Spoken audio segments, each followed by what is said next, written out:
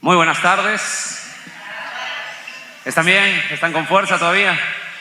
Qué bueno, qué bueno. Es una enorme alegría estar con mis amados hermanos compartiendo este congreso maravilloso. Esta es la última plenaria. Haber estado con tantos hermanos y expositores, como ustedes han visto, fabulosos, que me han ministrado tanto. Gracias, hermanos, es un privilegio, por supuesto, estar con ustedes, con cada predicador aquí. Y por supuesto estoy tan agradecido a mi amado Señor que nos permite, por su gracia, colocar la palabra de Dios en alto en esta última sesión. Me ha tocado el tema examinando o probando los espíritus.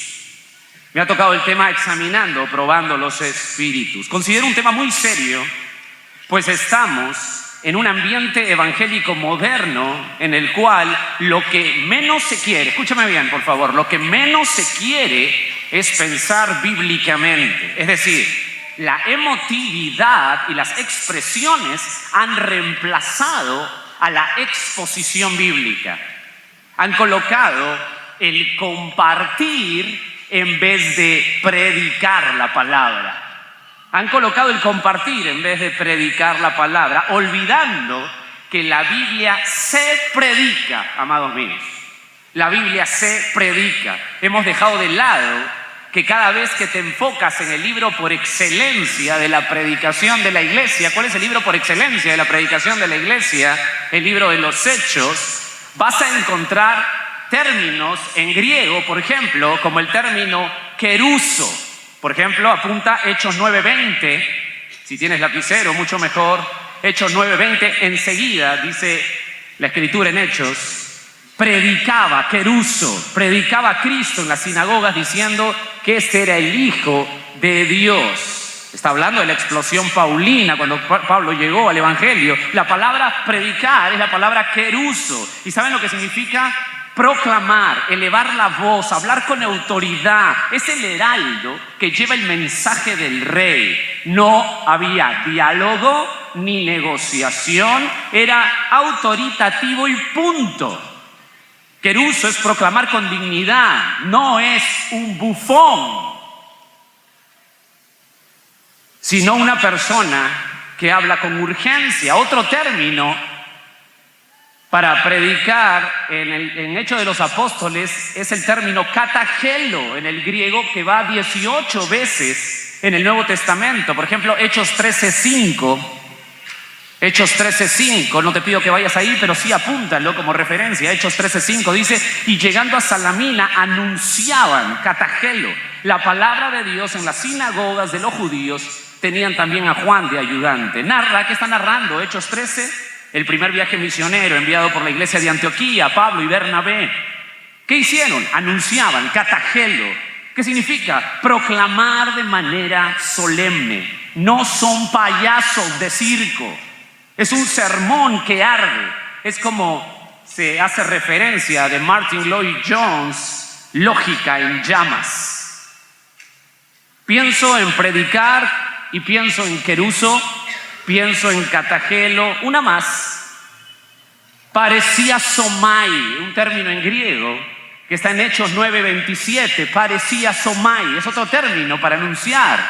Hechos 9:27. Entonces Bernabé, tomándole, lo trajo a los apóstoles y les contó cómo Saulo había visto en el camino, había visto el camino del Señor y cuál le había hablado, y cómo en Damasco había, hablado valerosamente en el nombre de Jesús. Esa frase, hablado valerosamente, es parecía somai. ¿Y qué significa? Que no retiene nada. Apertura total de la verdad. No hay maquillaje. No hay maquillaje. Por eso los predicadores verdaderos se meten en problemas y son valientes. Solo esas, hay otros términos. Pero ¿cuál es el punto aquí? ¿Qué quiero darte en la introducción? Escucha esto. Estos conceptos absolutos y contundentes parece que estamos definiendo en el ambiente evangélico moderno con estos conceptos algo fanático. Cuando nos escuchan ahora, no hay que compartir, sino hay que predicar la palabra. Y predicarla bien parece que fueran conceptos fanáticos. A gente que no tiene amor, parecen términos que se utilizan con gente que no tiene amor. Entonces los que predican la palabra son acusados de que no tienen amor, que de alguna manera colocan sus frustraciones, porque hoy todo se coloca bajo el paraguas de la psicología, sus frustraciones antes que la misericordia. ¿Y por qué pasa esto? Esta es la pregunta que debemos responder. ¿Por qué pasa esto? ¿Por qué cuando hablamos de la palabra de Dios, cuando algo absoluto, contundente, enfático, por qué pasa esto? ¿Por qué la gente piensa que hoy son términos fanáticos? No estamos hablando de la gente sin Cristo, estamos hablando de la gente en las iglesias. ¿Por qué piensan que son gente fanática? ¿Qué pasa? Si el mismo apóstol Pablo definió la iglesia como columna y baluarte, ¿de qué? De la verdad. 1 Timoteo 3:15.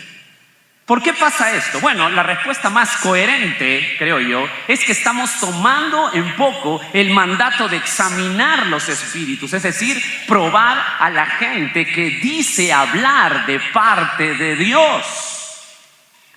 1 Tesalonicenses, capítulo 5. Es bueno que vayas ahí. 1 Tesalonicenses, capítulo 5, verso 21. Escucha bien lo que dice el apóstol Pablo a esta iglesia de Tesalónica, preciosa iglesia. Examinadlo todo, retened lo bueno, absteneos de toda especie de mal. El mandato a examinar y abstenerse que nos da Pablo, porque los dos son imperativos, es un mandato. En los versos 21 y 22, es una respuesta, escucha, una respuesta o continuación a los tesalonicenses del mandato del verso 20. ¿Qué dice el verso 20? No menospreciéis las profecías. Es decir, al escuchar la palabra revelada de Dios, usted tiene que examinar. La palabra ahí es dokimazo, examinar, juzgar todo, evaluar todo. Verso 22, abstenerse. La palabra abstenerse es alejarse de. Por favor, arma conmigo en tu mente esto. Alejarse de. Mira el texto otra vez, por favor. Alejarse de toda especie. ¿Ves ahí el verso 22? ¿Lo ven ahí, hermanos? Por favor, toda especie. Esa palabra especie es o tipo, especie o tipo es la palabra de mal. En el contexto se habla de la verdad, o sea, que el mandato es aléjense de la perversión de la verdad. Cualquier forma, escúchame bien por favor, cualquier forma de perversión a la verdad, sea amable, sea sonriente, sea emotiva, sea positivista, si no está argumentado por la palabra de Dios, usted y yo debemos alejarnos ya. Es un mandato, Cualquier perversión a la verdad. ¿Por qué esto es tan crítico para usted y para mí? ¿Por qué es tan crítico? ¿Por qué Dios nos llama a examinar los espíritus o examinar a la gente que dice hablar de parte de Dios? ¿Por qué usted me tiene que examinar a mí hoy? ¿Por qué? Porque el mal entendimiento, escúchame bien esto, el mal entendimiento de la palabra de Dios y de su evangelio decanta en falsas conversiones. El mal entendimiento de la palabra de Dios y su evangelio decanta en falsas conversiones, aunque creas que eres salvo. En falsas prácticas, aunque se las adjudiques al Espíritu Santo. En falso amor a Dios, en falsa obra misionera, en falsa iglesia, en falso evangelismo, en falsos pastores. Es crítico. El llamado es, escúchame bien, al conocimiento bíblico. Claro, si no conocemos la Escritura, ¿cómo vamos a examinar cuál va a ser nuestro filtro? Esto se vuelve obvio para la iglesia cristiana normal. Si no conocemos la palabra de Dios, ¿cuál va a ser nuestro filtro? Pablo oraba por las iglesias así. Apúntalo al margen, por favor, Colosenses 1:9, que ya lo hemos leído aquí anteriormente. Por lo cual también, apúntalo, que quiero que me atiendas bien.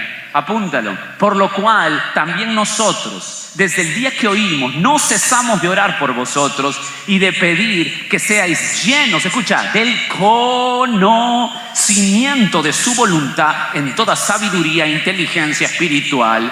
¿Para qué? Para que andéis como es digno del Señor, agradándole en todo, llevando fruto en toda buena obra y creciendo en el conocimiento de Dios. ¿Será importante el conocimiento? Efesios 1:17, apunta al margen, otra oración de Pablo, para que el Dios de nuestro Señor Jesucristo, el Padre de gloria, os dé espíritu de sabiduría y de revelación en él. Me encanta esto, conocimiento de él, alumbrando los ojos en vuestro, me fascina esto, entendimiento, para que sepáis cuál es la esperanza a que Él os ha llamado y cuáles las riquezas de la gloria de su herencia en los santos. Filipenses 1:9, apúntalo al margen. Y esto pido en oración, dice Pablo, que vuestro amor abunde aún más y más en ciencia y todo conocimiento, para que aprobéis lo mejor, a fin de que seáis sinceros e irreprensibles para el día de Cristo, llenos de fruto de justicia que son por medio de Jesucristo, para gloria y alabanza de Dios. Y cuando escribió una carta a una sola persona, también enfatizó lo mismo. Filemón, el único capítulo que tiene, verso 6, dice, para que la participación de su fe sea eficaz en el conocimiento de todo el bien que está en vosotros por Cristo Jesús. Hay mucho en cada texto, pero lo que quiero que observes es que es contundente, mi amado hermano y hermana.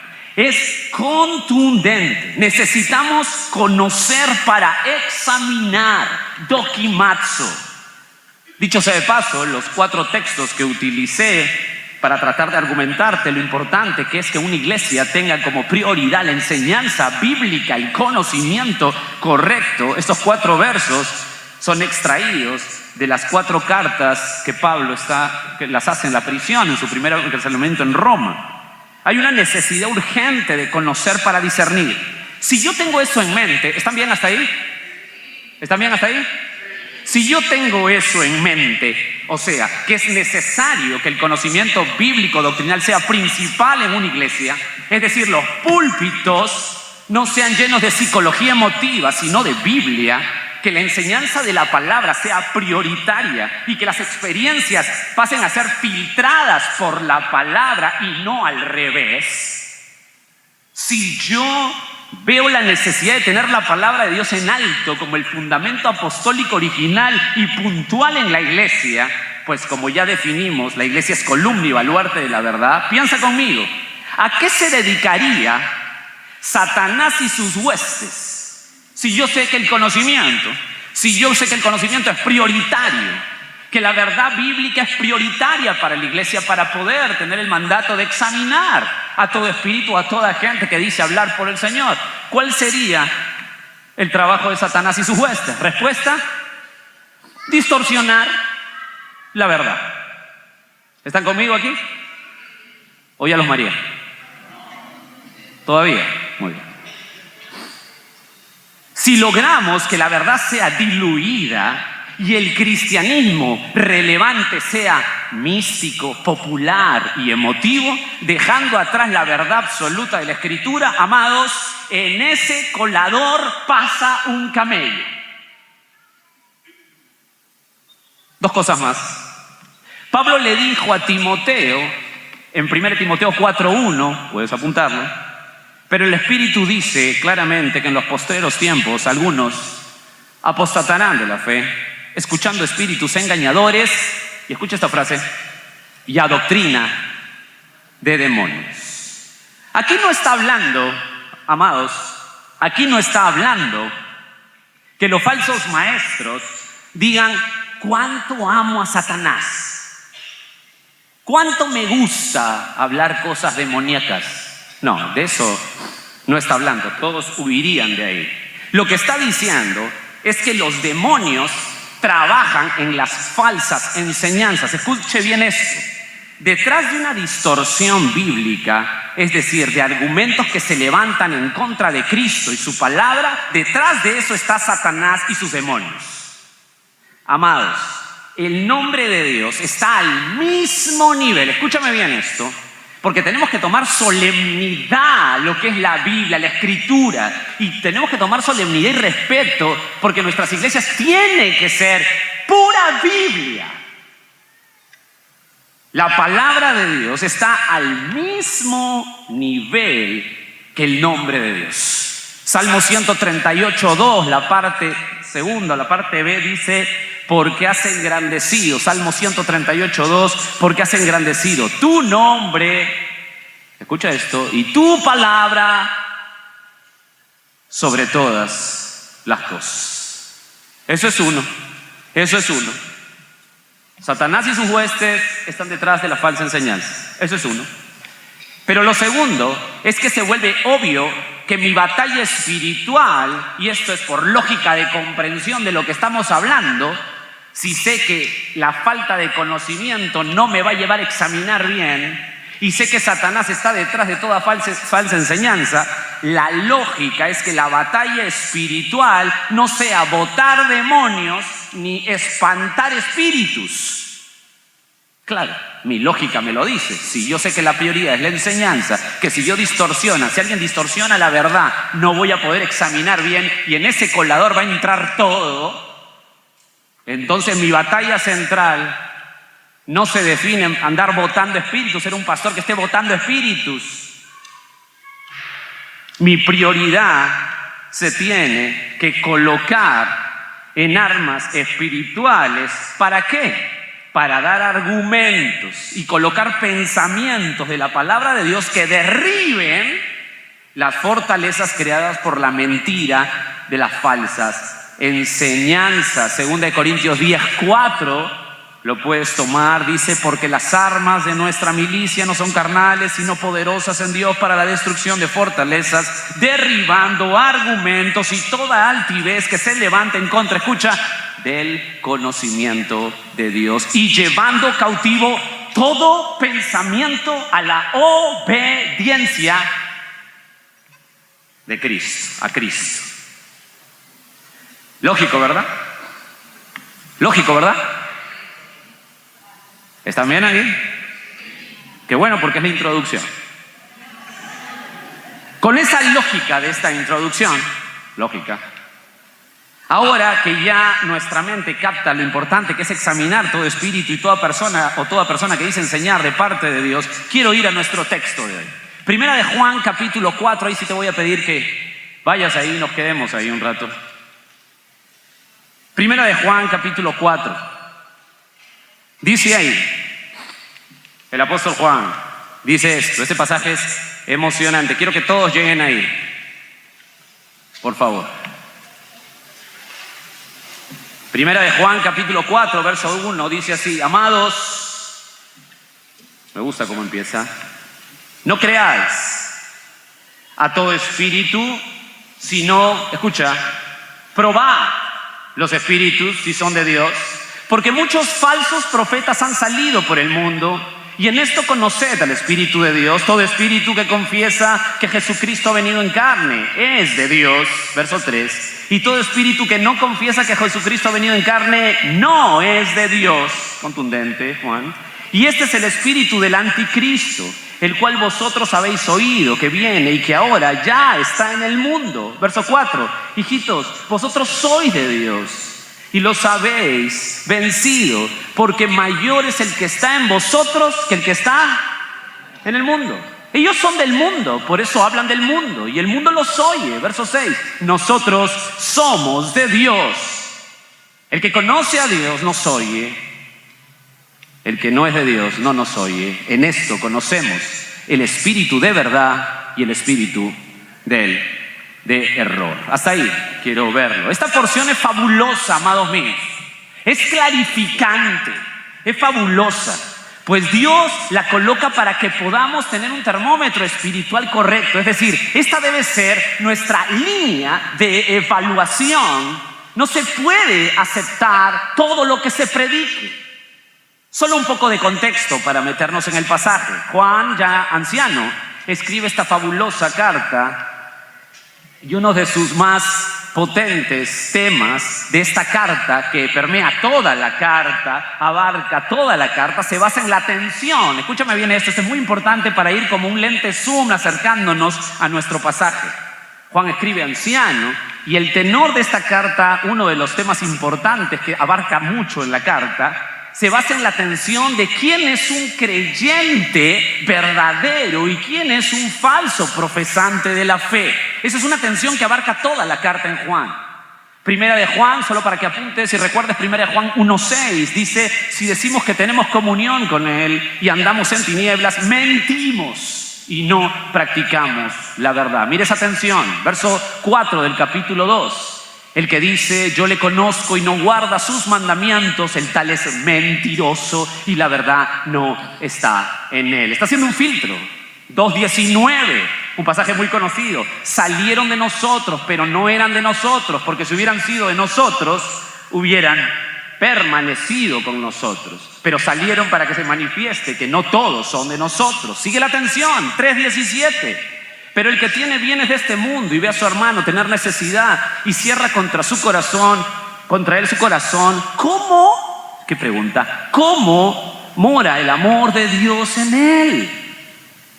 No mora el amor de Dios. Sigue la atención, 4:20. Si alguno dice yo amo a Dios y aborrece a su hermano, es mentiroso. Pues el que no ama a su hermano, a quien ha visto, ¿cómo puede amar a Dios a quien no ha visto? 5:18. Sabemos que todo aquel que ha nacido de Dios no practica el pecado, pues aquel que fue engendrado por Dios le guarda y el maligno no le toca, no le toca. Entonces es indudable y es obvio que uno de los temas principales de la carta es hacer ese filtro entre quiénes son verdaderos y quién no.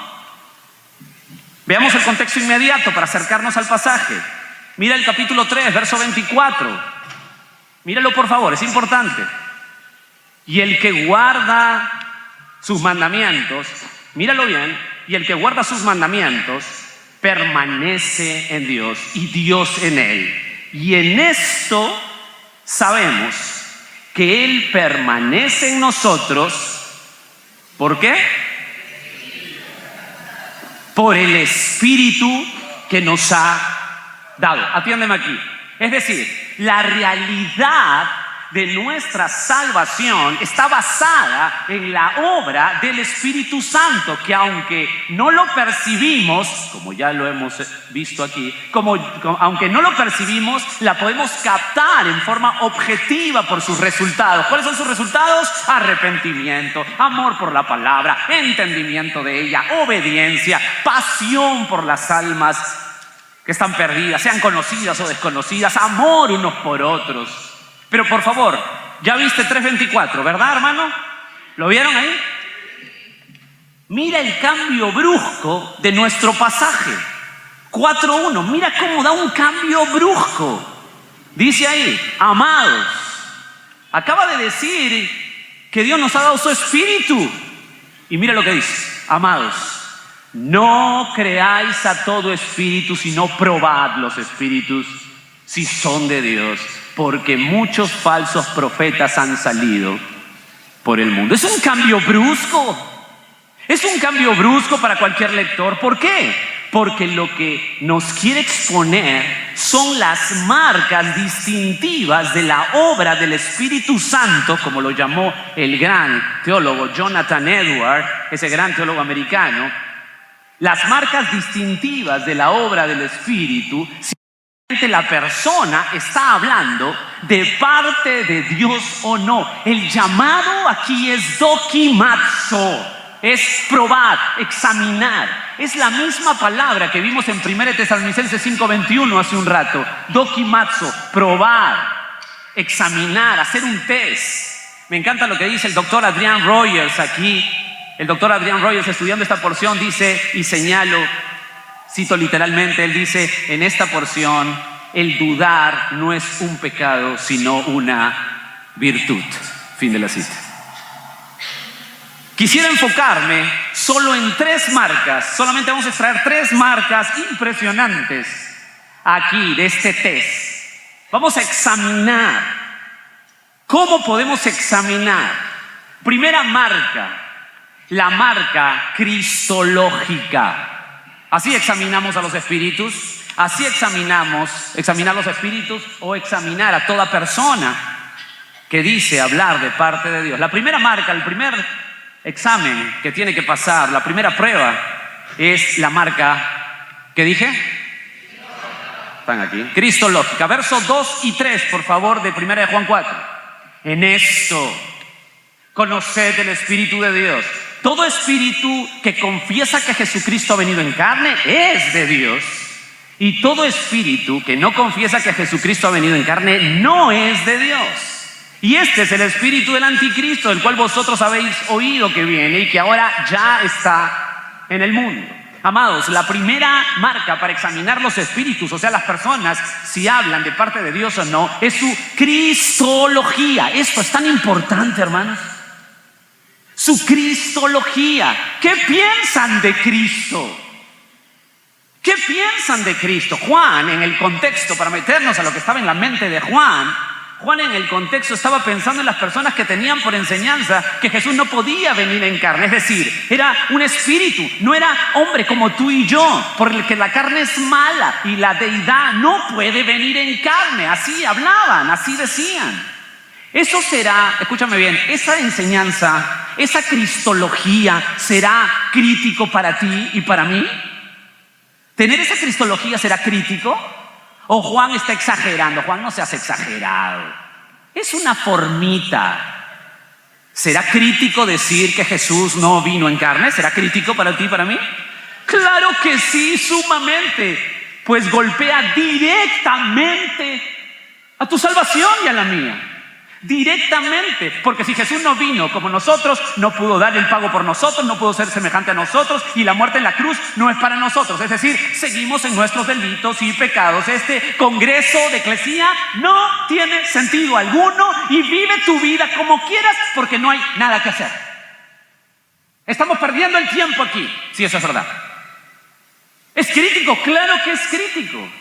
Juan enfatiza lo criminal que es no tener una cristología seria y correcta y que se mete directamente con la salvación. Y podríamos hablar un montón de esto, hablando de cosas como el docetismo, gnosticismo, arrianismo, modalismo, apolinarismo, etc. Todo eso es escandaloso que invade la cristología.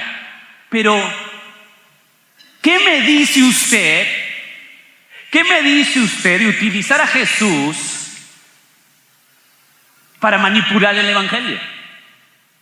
¿Qué me dice usted con predicaciones que utilicen a Jesús para manipular el evangelio? Que utilicen a Cristo para manipular el evangelio. Ven a Jesús y restaurarás toda tu familia.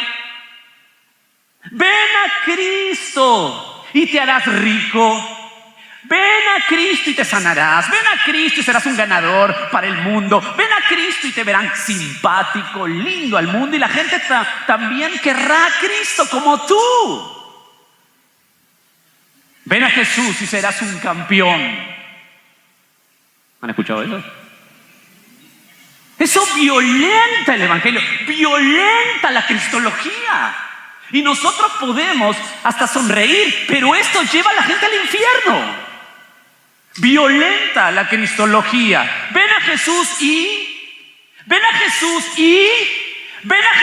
y Jesús dijo en Lucas 9:23: si alguno viene en pos de mí, niéguese, tome su cruz cada día y sígame. ¿Quieres venir a Cristo? Esto no es un llamado a la autocomplacencia, no es un llamado a generar autoestima, no es un llamado a empoderarte, es un llamado a la muerte, al suicidio de tu yo.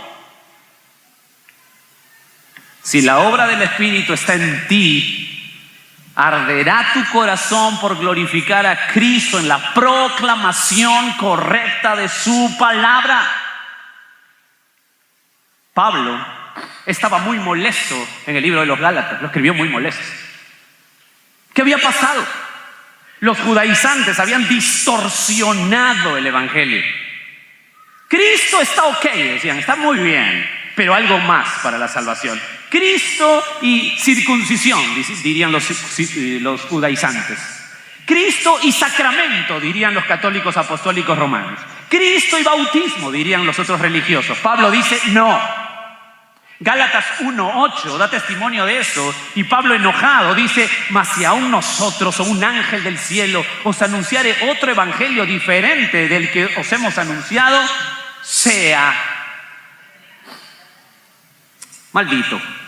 Un mensaje maldito, un mensaje maldecido. Esto es fortísimo. Damas y caballeros, hermanos míos, Cristo es suficiente. Cristo es todo. Cristo es el Señor. Cristo es el Rey. Cristo es majestuoso. Cristo es eterno. Cristo es Dios. No necesitas nada. Sin un correcto evangelio, si manipulas el evangelio, si colocas a Cristo como un genio de la lámpara y no como lo que es el Señor de gloria, todopoderoso y soberano, damas y caballeros, no pasas la prueba. Y esto hay que analizarlo, porque hoy manipulan enormemente en el nombre de Cristo. Un punto más aquí. ¿Están bien hasta ahí?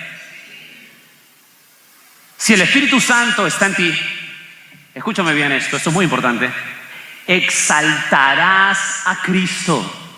Si el Espíritu Santo está en la persona que enseña la Biblia, exaltará a Cristo. No buscarás como meta la exaltación desmedida del Espíritu Santo.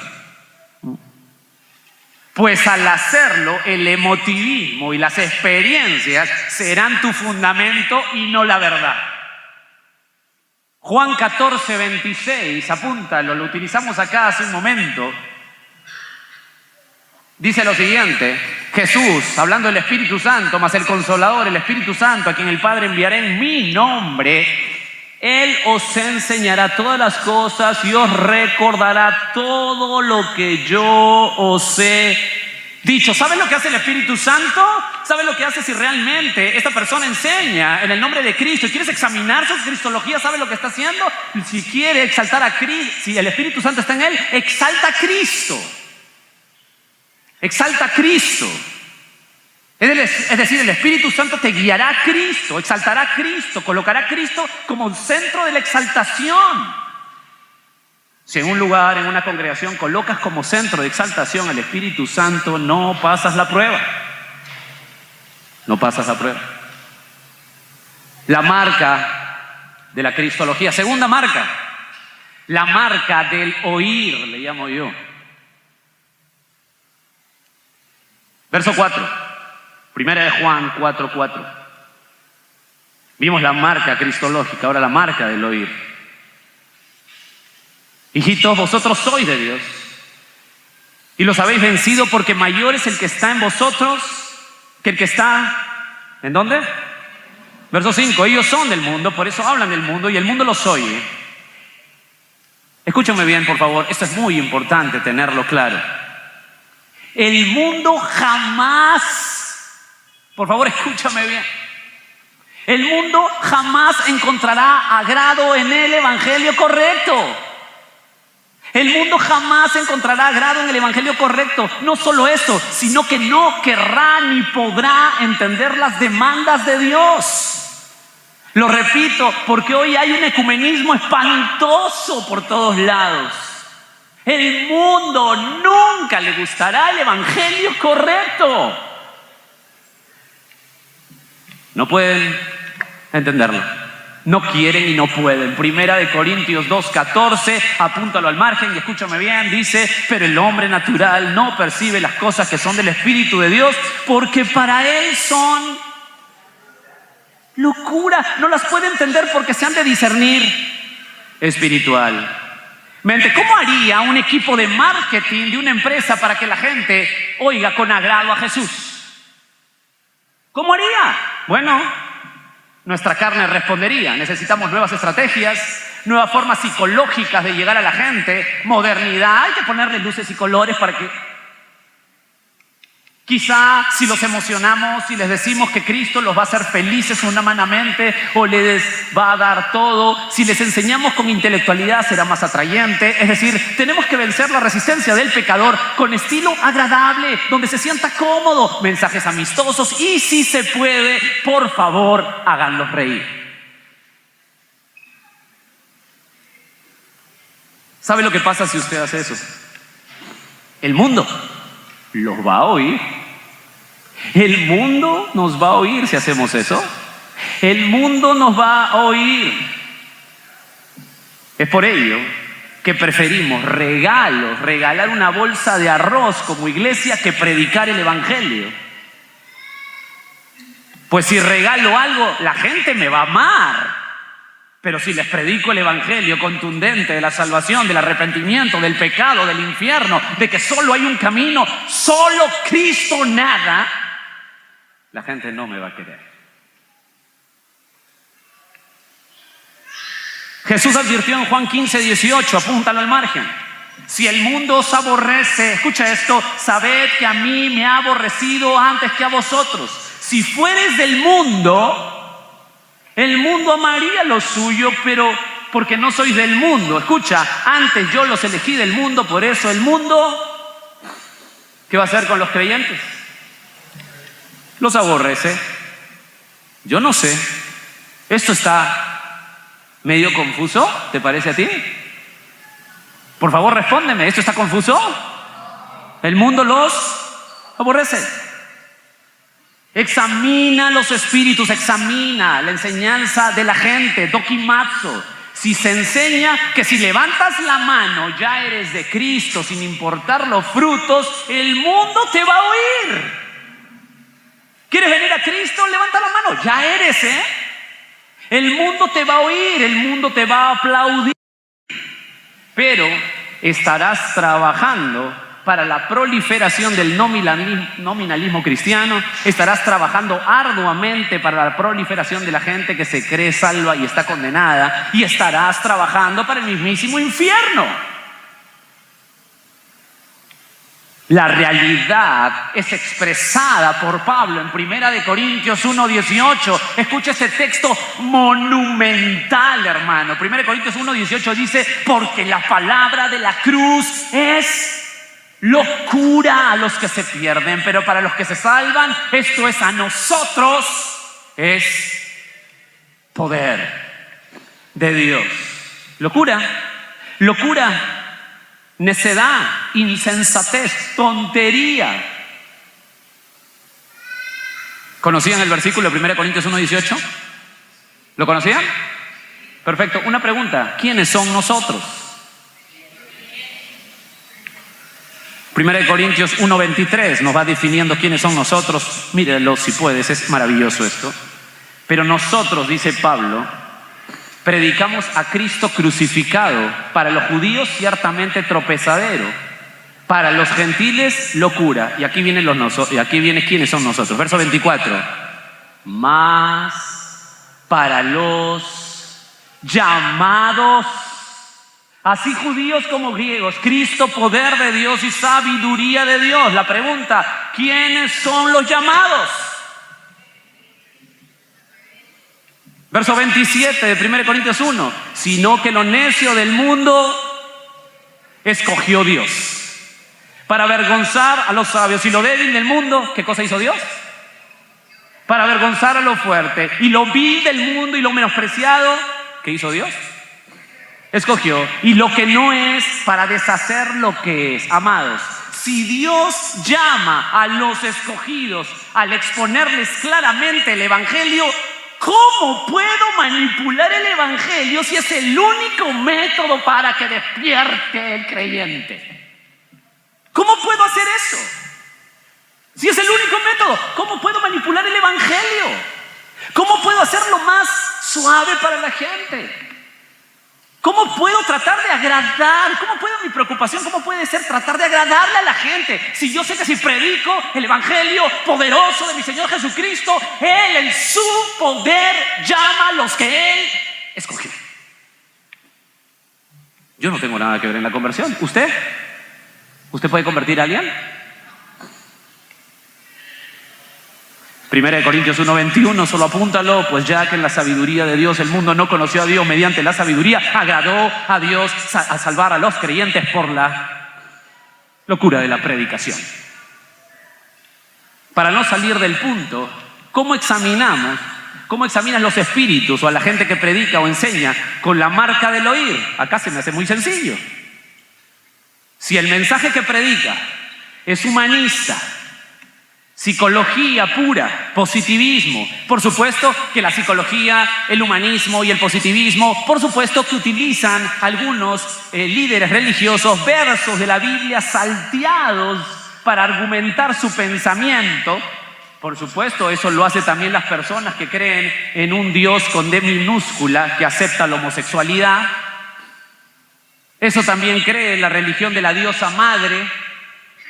Agarra versos así salteados y hace lo que quiere, una sopa de lo que quiere. Si nosotros escuchamos humanismo, psicología, positivismo y todas esas cosas, entonces el mundo los oye, el mundo los aplaude y los acepta como parte de una opción. El mundo lo quiere, pero, y aquí viene el problema, el Espíritu Santo, escúcheme bien, por favor, no quiero tener duda en esto, no quiero que usted se vaya dubitativo en esto. Si el énfasis es psicológico, humanista, y utilizando versículos por ahí salteados, escuche, el Espíritu Santo no está ahí. No pasa la prueba. Pero si enseñas y predicas la verdad, serás odiado por el mundo y quizás sufrirás. Y usted dice, qué exagerado. Bueno, déjame darte una promesa de Jesús. Esta promesa te va a encantar. Está en Juan 16:33. Esa promesa para ti. Qué raro que no esté en las librerías de promesas esta. Pero esta te la dedico a ti con todo mi corazón. Estas cosas os he hablado para que en mí tengáis paz, dice el Señor. En el mundo tendréis festín. Libres, libres, libres, libres. En el mundo tendréis aflicción. La palabra es lipsis, trituración. Pero confiad, yo he vencido al mundo. Segunda de Timoteo 3:12. Otra promesa para que la abraces bien. Y también todos los que quieren vivir piadosamente en Cristo Jesús padecerán persecución. Ahí está la obra del Espíritu Santo. O sea, la pregunta que nos debemos hacer, si usted está aquí, usted es pastor, usted es líder, usted está en la iglesia enseñando, escúcheme bien, usted tiene que escoger o fidelidad o popularidad. O fidelidad o popularidad. Escoja usted hoy, escoja a Cristo. Y si no escoja a Cristo, escoge nada. Primera marca, ¿cuál es? Segunda marca. La tercera, la marca de la palabra. Verso 6. Primera de Juan, capítulo 4, verso 6. Nosotros somos de Dios. El que conoce a Dios nos oye. El que no es de Dios, ¿qué va a pasar? No nos oye. ¿Están ahí en primera de Juan 4:6? En esto conocemos el espíritu de verdad y el espíritu de error. Déjame darte esta como última marca y por favor, escúchame bien. Amados, el Espíritu Santo en nosotros nos guía a amar, respetar, atesorar, honrar y colocar en alto la palabra de Dios. No hay otra fuente para conocer a Dios que no sea la palabra de Dios. Escúchame bien, por el amor de Dios. Te lo digo con toda mi pasión y con toda verdad y con todo mi amor. No hay otra fuente. No hay otra fuente para conocer a Dios que no sea la palabra de Dios. No hay otro lugar más seguro para saber cuál es la voluntad de Dios que no sea su palabra. No hay otra forma de salvación si no es por la palabra. No hay otra forma de santificación que no sea por la palabra. Lo que no enseña la palabra de Dios, en su contexto, no lo aceptamos. Lo que rechaza la palabra de Dios, lo rechazamos. Lo que odia la palabra de Dios, lo odiamos. Lo que ama la palabra de Dios, la amamos. Amados, el Espíritu Santo me llevará a la palabra de Dios. Indudablemente, me llevará a la palabra de Dios. Déjame darte este texto que me encanta. Ezequiel 36, 27. Escuche bien. Está dando el nuevo pacto, profetizado y dado al pueblo de Israel, y que nosotros, la iglesia, se beneficia por esto, porque hemos sido injertados en la promesa. Y escucha lo que dice Ezequiel 36, 27.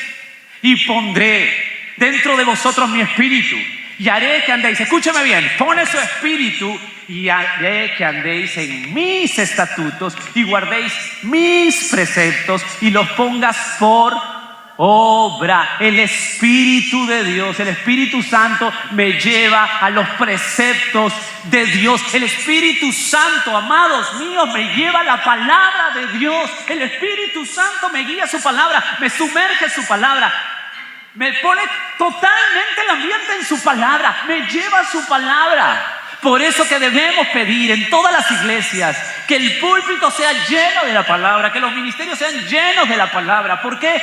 Porque el Espíritu Santo hará esa obra.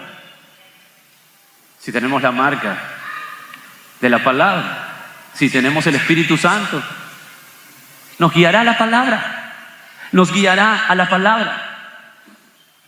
Amados, el Espíritu Santo me lleva a una cristología correcta.